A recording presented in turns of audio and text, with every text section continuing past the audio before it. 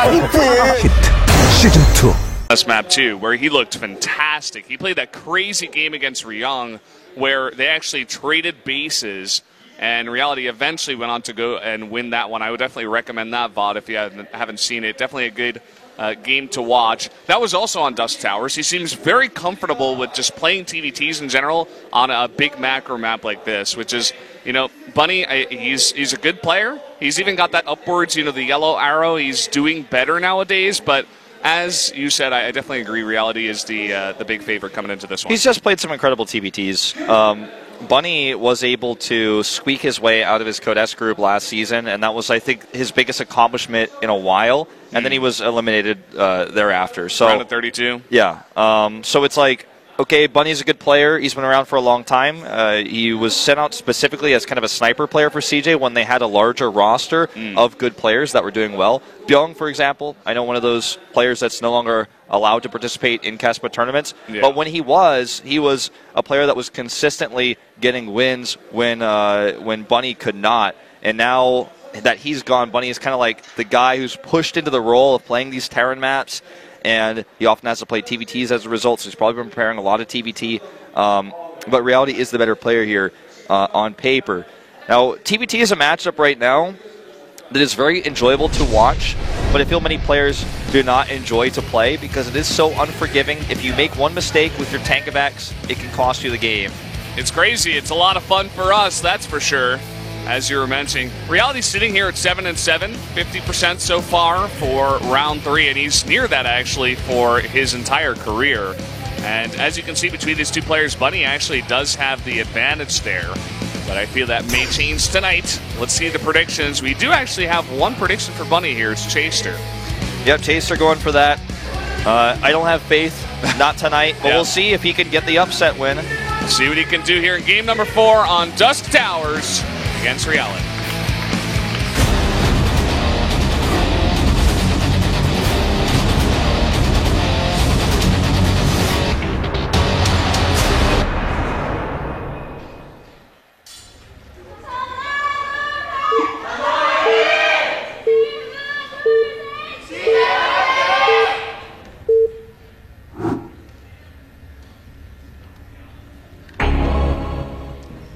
Down here in the bottom left, in the blue for Samsung Galaxy Con, it is Reality. And up here to the top right, in yellow, his opponent, it is Bunny.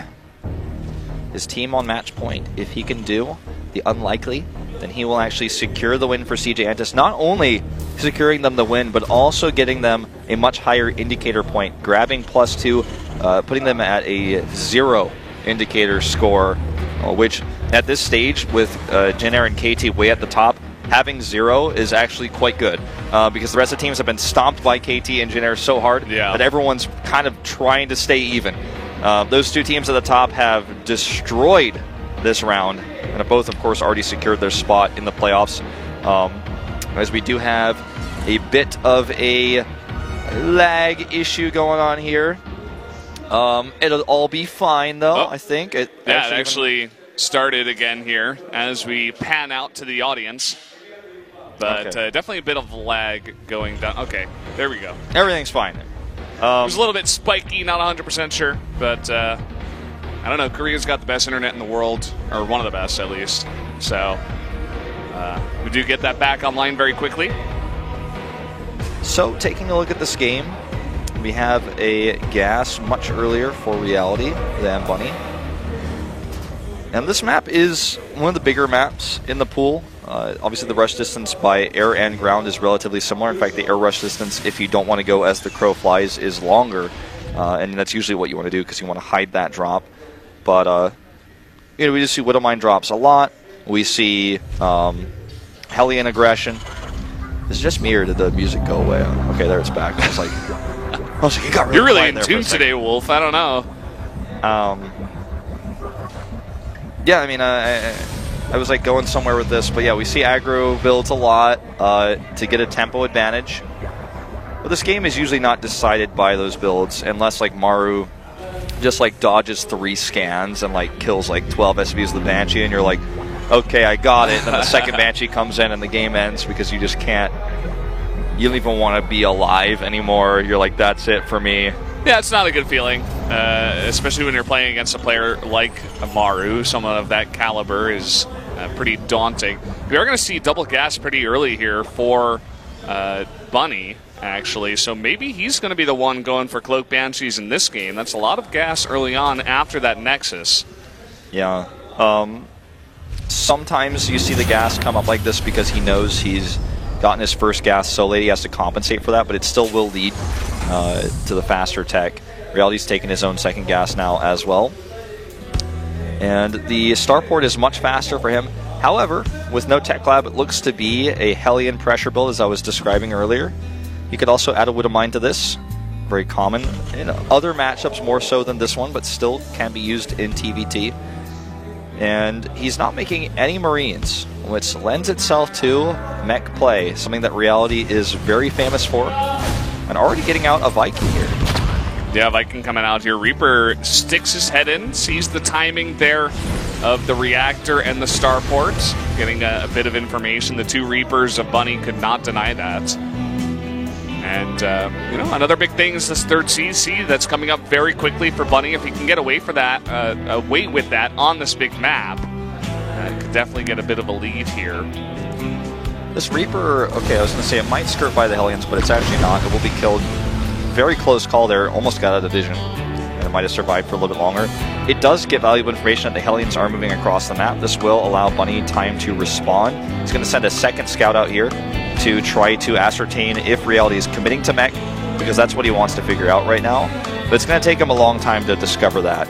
A Raven on the way right now, and there's no wall. There's no wall, and it's a Viking that's being made. Oh no, these Hellions, first one goes down. SCV's lining up. This is not what you want here as Bunny. The Viking doing a lot of damage here though, and it looks like Reality will have to commit or he's going to lose a lot of his Hellions. Ooh, a landed Viking alone there. Definitely, I think, could have found more damage with a little bit better control. Well, I feel like Bunny actually could have lifted and tried to chase that Viking, do a bit of damage, but gonna let it go. Maybe a bit flustered, losing a lot of mining time and 5 SCVs, although he does kill a bunch of Hellions. Reaper not going to get much of a scout, just sees more and more Hellions as he begins to wonder, you know, what exactly are you doing over there? I see 0 Marines on the map. There was 1 Reaper, and it is going to be mech. Bunny. Or Bunny. Bunny is getting, I don't know if this was his original plan, but he's getting the Blue Flame Hellions, which he's going to get first, which will make his Hellions more effective. You can often win Hellion fights down in numbers, but he should be even ahead in numbers because he also has a second factory up first. He also has a third CC.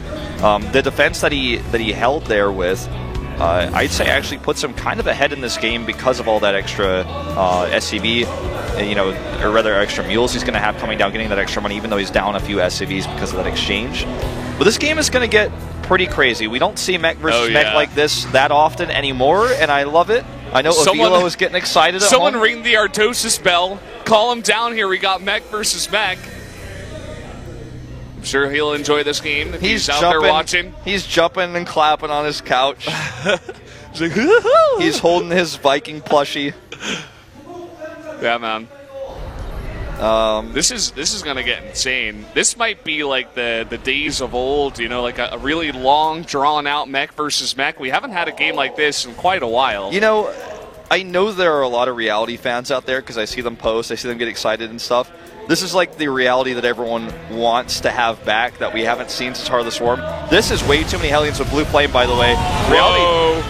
Move command there, and he's going to lose those 4 Hellions. And what does he have up here? Okay, he's got enough. He's got 2 tanks and an auto turret. If he had Medivacs, I think he might have been able to drop on top with Hellbats, for example, but his armories weren't done. He didn't have Medivacs. That's a smart scan right there. I really do feel some of the best TBT players know exactly where it's going. He's like, okay, is he actually just going to try to commit and break me? Or is he going to realize that this is not a good situation? Because even if he does try to break in there and Reality's unsieged or something, he could actually get punished for it. Oh, he might even try to engage this. He was thinking about it for sure. He doesn't know exactly where the Vikings are of Bunny, although with the scans he could have ascertained that they weren't too nearby. But just going to play it safe. We do have the double armory coming out here a lot earlier for Bunny. I don't believe we have seen Reality. Okay, he has double, one. I think. Or no, yeah, no, Reality has one, yeah. but he has not actually started any upgrades. No. So he is going to be behind in that actually by quite a bit here. Liberators, okay, I'll just kind of enjoy this moment because we're going to see things that we don't normally see, and we're going to learn something today. This one Cyclone, I think, is just for harass versus these Vikings, because even if he tries to land the Vikings and kill it, the Cyclone should be able to escape. You can also kind of catch a drop or two if that's going to happen.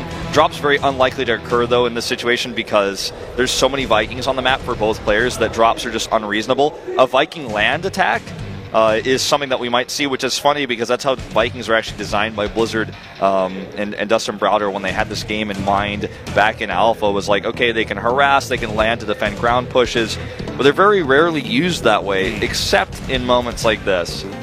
The problem is if you go for a Viking landing sort of like drop attack, if you lose your Vikings, they're very expensive and it takes a long time to replace them. And that's very important in this matchup because you will lose air control if you lose those Vikings. That is for sure. You can see that's why Reality is taking it very slow. He only lands about half the Vikings, just in case. You know, is that a beat with the Hellions? I'm not 100% sure. Let me just land a few here. He also wanted to deal with that Cyclone, and that he did. Both players really committing to the air here. Right now it's 13-13. Reality just got ahead by 1 in terms of the Viking count. Yeah, it's very, very even. I'm not 100% sold on the Liberators because even though they do somewhat of an AoE spread, Vikings by nature spread, which is actually something that was changed about how they function in the air because of what was called a long time ago in StarCraft 2, the Viking flower effect, where you could stack them on top of each other. Now they fan out by default, and it's hard to get splash damage down the Liberators, and using them as harassment tools can be good only if Bunny, for example, has all of his Vikings out of position and not even like 1 or 2 back at home. So it's a lot of money spent on these expensive units that I don't know how much value is going to get with yet. So I'm excited to see if I'm wrong. Yeah, I mean, the other thing about the Liberators is they don't quite have the range of the Vikings, and when you're facing this many Vikings, one volley could kill like 2-3 Liberators as they fly in. So we'll have to wait and see. It looks like for now he's, let me see, he's made 4. I don't see any here at the front, but this push has been spotted by Reality. He knows this is coming in. This is what we were talking about. I mean, the range is just so much better for the Vikings compared to the Liberator. The Liberator just has to run away. This, okay, see, if there's nothing at home, this can do damage, and that's what he's looking for. He's looking for these backstabs. And these Liberators actually can really help out in this situation if he can get his Vikings in position as well. They're too far forward, and they get one-shotted, as you mentioned. A better concave here for Bunny's Vikings, but there is a point defense drone down here for Reality. I think he's still outgunned, though, because he committed the money to the Liberators. Reality right now actually has more Vikings in the sky. It's really, really close. But of course, it's not always easy to see when you're going into these engagements. Now he knows. It's 11-7 right now in terms of the Viking count, and Bunny is just going to back off here. He will finally deal with this Liberator with his own Liberators. And looks like the Liberator AoE damage is quite effective if you can get it to go off. And maybe Bunny focus fired a bit too much there because overkill is not detected by Vikings. So if you fire 3 times as many shots to kill Liberators needs, you still waste your attack there. You waste your attack speed. So you can't, if you want to do it, you got to like select a few Vikings, only the ones to one-shot, so the rest of your Vikings are still fighting. So Liberator is also being somewhat helpful, I guess, in the fight in that way. I'm getting like really technical here about like attack speed and stuff, but yeah, that's important. It's important. This is this game we know and love, StarCraft. This barracks is pretty complex. It's going down. Yeah. No more Vikings for you, or factories. Here we go. This is aggressive. Reality does have his 1-1 upgrades now. And he does have the higher Viking count once again. Not all of them were there at first, but now they are. And it's almost like he like baited Bunny to take that engagement. 2 siege tanks denying mining over here at the 4th base while the 5th base is being planted. 10 extra SCVs for Reality, which is actually probably a problem. I don't know if he really wants to have 70. Just something to keep in mind as the starports are continuing to be made here. Reality is showing that he is the better mech player, though. His positioning, his move-outs, his turret pushes, his spread on the tanks, the great siege tank wall. is something that players who've played mech TBT since Wings of Liberty will be able to tell you really want to do. Look at this. There's no defense. There are a bunch of tanks that are popping out, but when you're facing this many Hellions, can get a bit dicey. I love this wall, though, at the top of his ramp, and he is just going to get caught, not quite finding the damage he wanted there. He set up almost like a net for those Hellions, and they got caught. And for Reality right now, for Bunny, Hellions are now becoming an endangered species as he's lost quite a few of them, and he doesn't have unlimited money. He's denied mining here at his 4th base. Liberators will finally push this off with Viking support, 24-16. Yeah, and the other part of the reason why Reality is so far ahead in supply is 13-6 tanks, and he's just going to go straight up the middle and just attack in here. I think he's identified that he's really far ahead, and that his army is just bigger than Bunny's. Yep, he just has too much. Even with his tanks in tank mode, he comes through. He will win the Viking War in the air as well, it looks like. And he's just going to keep pushing through. That should actually just be game-ending damage. GG! GG, we're going to an ace match. Reality doing his job here against Bunny. You know, in Wings of Liberty, TBT... Got the wrong camera shot there. It was Reality, in fact, that did win the game, guys. In TBT and Wings of Liberty, it looked exactly like that. I remember TBTs on Steps of War. I'm casting in the Open Wolf Cup. The Morrow versus Kawaii Rice. There's line of sight blockers. People just keep scanning, and it's like 30 Vikings to 31 Vikings. A few Ravens start coming in. The only difference there is we have Hellbats, which didn't really come into play in that. I mean, that was straight up a Wings of Liberty beta TBT. It's like, okay, Vikings get vision, siege tanks are good. We fight with them, we siege up.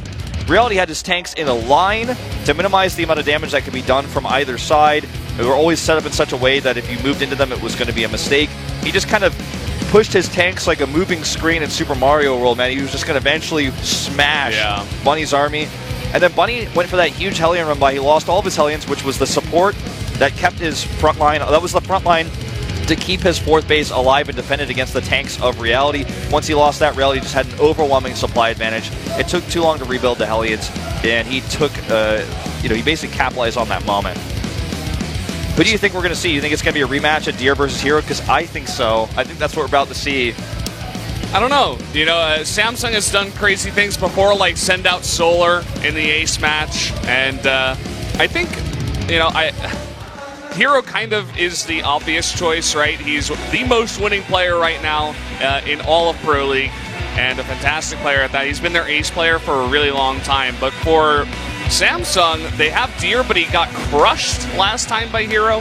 The map is going to be Overgrowth, another 2-player map, pretty similar to Frozen Temple. Yeah, I'd say go with the PvP rematch. That's the way to do it. That's the most epic match we already had today. We're going to have the reveal of these 2 players. We'll see if the coaches feel differently. Who's it going to be here for our ace match? The one deciding match. It is going to be the rematch. Deer versus Hero. Up on stage, the PvP between Samsung and CJ. This is an intense one. I have to say, it's hard for me to vote here. Because it feels like when it comes to these 2 players, what we saw earlier today was the abnormal, like the quick game, the timing attack that ends it, and it doesn't end up being a crazy, amazing game. I don't know, man. Doesn't give us too much information going into the next one, but guys, we're going to take a 10